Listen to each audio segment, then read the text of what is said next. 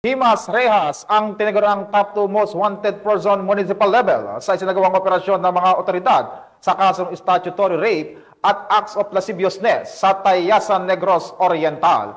Ibabalitayan ni Patroluman Annalyn Canoog.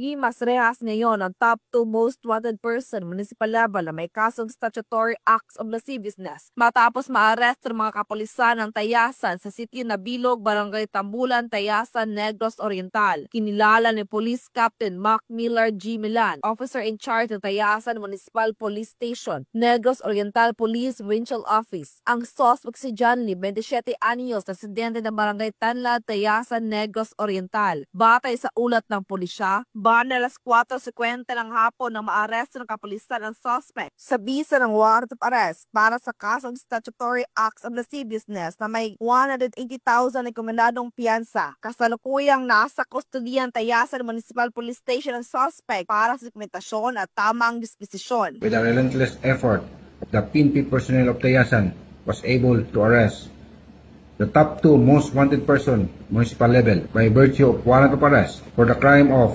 statutory acts of lasciviousness under Article 336 of Revised Penal Code in relation to Section 5, Paragraph B of Republic Act 7610. Said arrested person was brought and now temporarily under the custody of Tayasan Municipal Police Station for proper booking and disposition. Ang kapulisan ng Tayasan Negros Oriental ay walang tigil sa pagsasagawa at pagpapaigting ng kailang kampanya laban sa namang uri ng kriminalidad upang masiguro ang kaayusan sa kanilang nasasakupan. Dahil sa bagong Pilipinas, ang gusto ng pulis, ligtas ka. Mula dito sa Central Visayas, ako ang iyong PNN correspondent, Patroluman Annalyn N. Canoog, alagad ng batas, tagataguyod ng balitang pulis.